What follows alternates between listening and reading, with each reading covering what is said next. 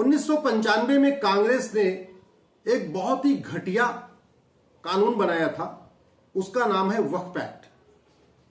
वैसे तो कांग्रेस ने बहुत सारे घटिया कानून बनाए इस देश में, तुष्टीकरण करने के लिए, डिवाइड करने के लिए, देश को लूटने के लिए, भारत को बांटने के लिए। लेकिन जो 1995 में ये वक्फ एक्ट बनाया, ये तो मुझे लगता है सबसे भी ज्यादा खतरनाक है।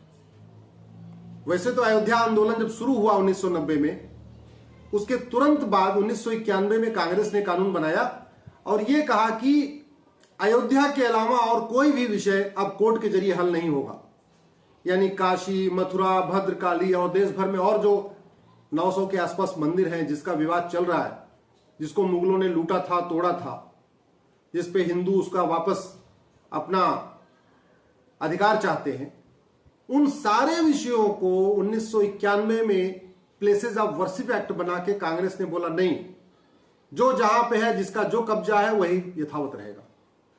अगले साल 1992 में कांग्रेस ने कानून बनाया माइनॉरिटी कमीशन एक्ट,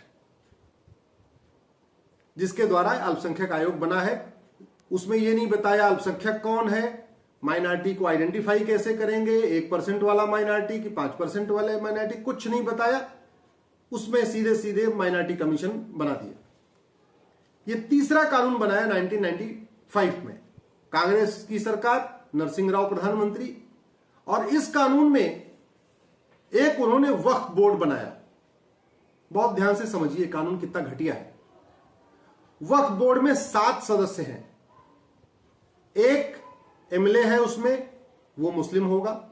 एक एमपी होगा वक्फ बोर्ड में, वो भी मुस्लिम होगा। एक उसमें वकील होगा, वो भी मुस्लिम होगा।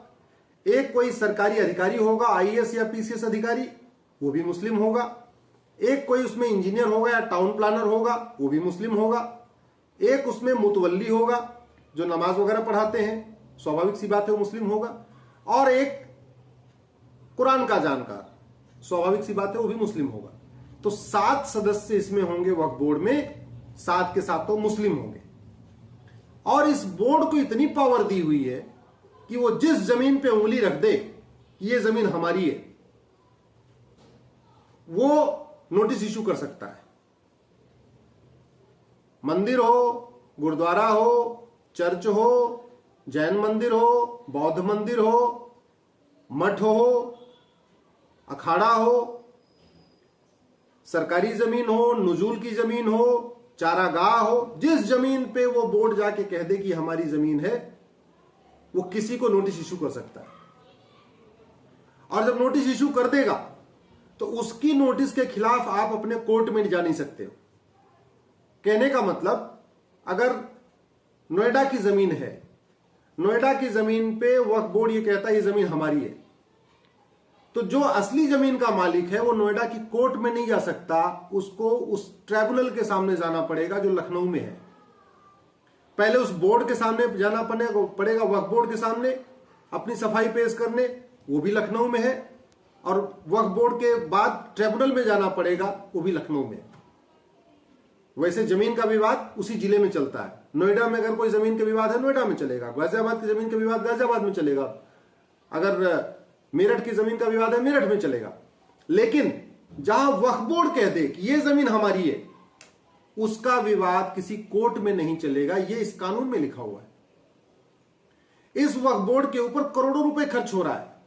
ये जो 7 आपको नाम मैंने बताया, मुस्लिम एमएलए, मुस्लिम एमपी, मुस्लिम एडवोकेट, मुस्लिम आईएएस ऑफिसर, मुस्लिम टाउन प्लानर, मुतवल्ली, मुस्लिम स्कॉलर, ये जो इसके मेंबर्स हैं, इनके ऊपर करोड़ों रुपए खर्च होता है। वेतन भत्ता, गाड़ी, बंगला, नौकर चाकर, आने जाने का, कहीं जाने का, घूमने का, होटल का, सब खर्चा बोर्ड देता है। और ये जो इनके ऊपर खर्च हो रहा है करोड़ों रुपए, वो हमारे आपके टैक्स के पैसे से जा रहा है। और इस बोर्ड का क्या काम है? जहां जहां जमीनें पड़ी हैं उस जमीन को वक्फ की जमीन बना देना। तो काम वो पर्टिकुलरली इस्लाम का प्रचार प्रसार हो रहा है। और सैलरी पेंशन टैक्स करदाताओं के पैसे से आ रहा है। मैंने सुप्रीम कोर्ट में यही कहा कि ये पूरी तरीके से सेकुलरिज्म के खिलाफ है, देश की एकता अखंडता के खिलाफ है।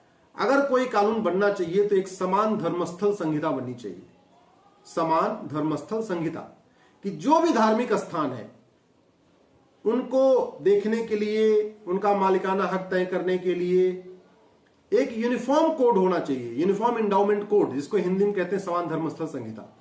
न कि वक्फ एक्ट मुस्लिम्स के लिए बन गया, अच्छा मुस्लिम्स के लिए तो आपने वक्फ एक्ट बना दिया, हिंदू के लिए ऐसा कोई एक्ट बनाया नहीं, पारसी के लिए ऐसा कोई एक्ट बनाया नहीं, जैन के लिए कोई ऐसा एक्ट बनाया नहीं, सिख के लिए ऐसा कोई कानून बनाया नहीं। अगर ये एक बार माइनॉरिटीज के लिए बनाया होता तब भी बात समझ में आती है, वैसे माइनॉरिटी मेजॉरिटी होना नहीं चाहिए भारत में। लेकिन अगर एक बार उन्होंने सिख, जैन, बौद्ध के लिए अलग से ये बोर्ड बनाया होता, ट्राइब्यूनल बनाया होता, तब भी बात समझ में आती है। ये तो माइनॉरिटीज को भी छोड़ दिया, सीधे सीधे माइनॉरिटी के नाम पे सीधे मुस्लिम्स के लिए एक बोर्ड बना दिया। ऐसा बोर्ड न किसी देश में है, भारत तो छोड़िए दुनिया के अलग देशों में भी ऐसा बोर्ड नहीं बना हुआ। ये सीधे सीधे आर्टिकल 14 का वायलेशन करता है, जो कहता है equality before law, equal protection of law. ये आर्टिकल 15 का वायलेशन कहता है, जो कहता है मजहब के आधार पर भेदभाव नहीं होगा। आर्टिकल 21 का वायलेशन करता है, आर्टिकल 25 का वायलेशन करता है, आर्टिकल 26 का वायलेशन करता है, आर्टिकल 27 का वायलेशन करता है, जो 27 ये कहता है किसी से न तो धर्म के आधार पर पैसा लिया जाएगा, न उसको मजहब के आधार पर खर्च किया जाएगा। सरकार 4 लाख मठ मंदिरों से 1 लाख करोड़ रुपए लेती है, उनके लिए ऐसा कोई बोर्ड नहीं बना, उनके लिए ऐसा कोई बोर्ड नहीं बनाया जिसमें एक एमएलए हिंदू हो, एमपी हिंदू हो, वकील हिंदू हो, आईएएस अधिकारी हिंदू हो, हिंदू उसमें विद्वान हो, महामंडलेश्वर और उसमें हमारे जो शंकराचार्य हों, उसमें ऐसा कोई हिंदुओं के लिए नहीं बनाया। हाँ, मुस्लिम्स के लिए ऐसा बना दिया। ये कांग्रेस की 1995 की ये करतूत है। आज मैंने सुप्रीम कोर्ट में यही कहा कि पहली बात तो ये आर्टिकल 14 का वायलेशन है, equality before law, equal protection of law. Article 15 का वायलेशन है, जो कहता है मजहब के आधार पर भेदभाव नहीं करेंगे।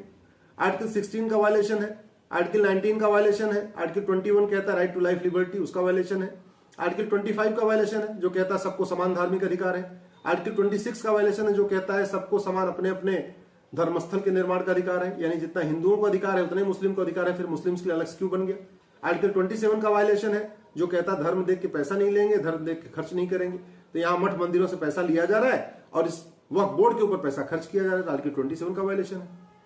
और अगर वास्तव में इतनी चिंता थी तो सारे माइनॉरिटीज को शामिल कर लेते, जो बोर्ड बनता वो वक्फ बोर्ड क्यों बने भाई? वक्फ नाम की चीज तो कहीं कॉन्स्टिट्यूशन में है ही नहीं। अगर संविधान निर्माताओं को वक्फ बोर्ड बनाने के उनके मन में कोई विचार आता तो कहीं एक जगह संविधान में वक्फ शब्द तो होता, पूरे संविधान में कहीं वक्फ शब्द है ही नहीं है। अब इस काले कानून के कारण लोगों को न्याय ठीक से नहीं मिल पा रहा है, लोगों के लिए कोर्ट के दरवाजे बंद हो गए। और जबकि वक्फ बोर्ड के पास भारत में सबसे ज्यादा जमीन है। अगर आप आर्मी और रेलवे इसको छोड़ दें, दोनों सरकारी डिपार्टमेंट है, तो प्राइवेट मामलों में सबसे ज्यादा जमीन वक्फ के पास है। मठ मंदिरों के पास इतनी जमीन नहीं है जितना कि वक्फ के पास है, और इसके बावजूद ऐसी पावर दे रखी है, जितने चारागाह है वक्फ उसको कब्जा कर लेता, कहता हमारा है। गौचर जमीनें हैं उसको ले लेता है, नजूल की जमीनें अपने आप ले लेता है, फ्री होल्ड की जमीनें वहां भी ले लेता है। और कई जगह तो ऐसा है जहां पे मंदिर है, अखाड़े हैं, आश्रम है, उनके बगल में जो जमीनें खाली पड़ी उसको भी वक्फ कह रहा है हमारी जमीन है। इसीलिए मैंने सुप्रीम कोर्ट में आज इस मैटर को बहस किया था।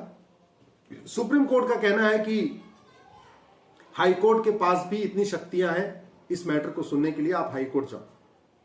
तो मैंने सुप्रीम कोर्ट में कहा कि यह मैटर बहुत एक्सट्रीमली इंपॉर्टेंट मैटर है, नेशनल लेवल का मैटर है, और फाइनली ये सुप्रीम कोर्ट को ही डिसाइड करना है। हम अगर हाई कोर्ट जाएंगे भी तो भी हाई कोर्ट में अगर मेरे पक्ष में फैसला आएगा तो जो अपोजिट पार्टी है वो सुप्रीम कोर्ट आएगी, मेरे पक्ष में फैसला नहीं आएगा तो मैं सुप्रीम कोर्ट आऊंगा। अल्टीमेटली सुप्रीम कोर्ट से डिसाइड होना है। लेकिन माननीय जजेस का ये कहना था कि आप इसको यहां से ले जाइए, तो मैंने इस पिटीशन को विड्रॉ कर लिया है। अब मैं दिल्ली हाई कोर्ट जा रहा हूं। हमारी मेहनत थोड़ी बढ़ गई है, परिश्रम थोड़ा मेरा बढ़ गया है। जहां सुप्रीम कोर्ट में मैटर पूरी तरीके से डिसाइड हो जाता, अब उसकी बजाय ये हाई कोर्ट में जाएगा, हाई कोर्ट में चलेगा, फिर वहां का जो फैसला होगा उसके बाद उसके अकॉर्डिंग जो अपील करना होगा। मेरे पक्ष में अगर फैसला आ जाएगा तो मैं तो नहीं आऊंगा, लेकिन हाँ अपोजिट पार्टी के पक्ष में आएगा, हो सकता है सुप्रीम कोर्ट आए, तो मैटर तो सुप्रीम कोर्ट आएगा। लेकिन थोड़ी सी अब टाइम बढ़ गया, थोड़ी मेहनत बढ़ गई। मैं आशा करता हूं कि आप इस प्रॉब्लम को समझ गए होंगे। ये वक्फ बोर्ड कितना जो है खतरनाक एक बोर्ड बना दिया है, और वो भी जब हम कहते हैं कि भारत सेकुलर देश है। सेकुलरिज्म के नाम पे वक्फ बोर्ड चल रहा है, सेकुलरिज्म के नाम पे माइनॉरिटी कमीशन चल रहा है। सेकुलर और माइनॉरिटी ये तो नदी के दो छोर हैं। जो देश सेकुलर होता है वहां पे माइनॉरिटी मेजॉरिटी नहीं हो सकता, और जो देश माइनॉरिटी मेजॉरिटी होता है वहां सेकुलर नहीं हो सकता। जिस देश को हम कहते हैं यहां सब समान है, तो वहां पे माइनॉरिटी मेजॉरिटी का कॉन्सेप्ट हो ही नहीं सकता। जब हम कह रहे हैं यहां सब समान है, तो वक्फ बोर्ड की जरूरत ही नहीं है। फिर तो कोर्ट है, हर डिस्ट्रिक्ट कोर्ट में सिविल सूट फाइल होता है। जो भी मठ मंदिर का विवाद होगा, मस्जिद का विवाद होगा, चर्च का विवाद होगा, दरगाह का विवाद होगा, मजार का विवाद होगा, जो भी डिस्प्यूट होगा वो डिस्ट्रिक्ट कोर्ट में जाएगा, सिविल सूट फाइल होगा, सिविल सूट के ऊपर फैसला होगा। यह अलग से एक नई व्यवस्था दे देना, और वो भी केवल मुस्लिम्स के लिए। ऐसी कोई व्यवस्था सिख के लिए नहीं है, ऐसी कोई व्यवस्था जैन के लिए नहीं है, ऐसी कोई व्यवस्था बौद्ध के लिए नहीं है, केवल और केवल मुस्लिम्स के लिए। इसका मतलब यह हुआ कि अगर जमीन के मामले में अगर एक पक्ष मुस्लिम है, तो दूसरे पक्ष की मजबूरी है कि वो कोर्ट नहीं जा सकता। जैन और सिख के बीच में कोई विवाद हुआ धार्मिक स्थान को लेके, वो तो कोर्ट में जाएगा। हिंदू सिख के बीच में हुआ, कोर्ट में जाएगा। हिंदू बौद्ध के बीच में है, कोर्ट जाएगा। हिंदू क्रिश्चियन के बीच में है, कोर्ट में मैटर चलेगा। हिंदू पारसी के बीच में मैटर है, कोर्ट में चलेगा। हिंदू यहूदी के बीच में मैटर है, कोर्ट में चलेगा। हिंदू बहाई के बीच में मैटर कोई है, धार्मिक जगह का मामला, वो कोर्ट में चलेगा, डिस्ट्रिक्ट कोर्ट में। लेकिन अगर वो हिंदू मुसलमान के बीच में मैटर है, जैन मुस्लिम के बीच में मैटर है, सिख और मुस्लिम के बीच के मैटर है, क्रिश्चियन मुस्लिम के बीच का मैटर है, तब वो कोर्ट में नहीं जाएगा, बल्कि वक्फ बोर्ड, फिर ट्रिब्यूनल, तो उसका एक अलग रूट है। मतलब पूरी एक नई व्यवस्था रहेगी वहां पे। ये संविधान के पूर्णतः खिलाफ है, ये हमारे बेसिक स्ट्रक्चर के खिलाफ है, ये हमारे फंडामेंटल राइट्स के खिलाफ है, और देश की एकता अखंडता के लिए तो बहुत ही खतरनाक है। इस बीज को, जो जहरीला बीज है, जो विभाजनकारी ये कानून है, डिवाइड एंड रूल का जो कानून है, ये जितनी जल्दी खत्म हो जाए उतना ही अच्छा है। ऐसे कानून हमारे देश में जितनी देर तक चलेंगे उतना ही ज्यादा नुकसान करेंगे। आप इस वीडियो को अधिक से अधिक शेयर करिएगा। बहुत बहुत धन्यवाद, बहुत बहुत आभार।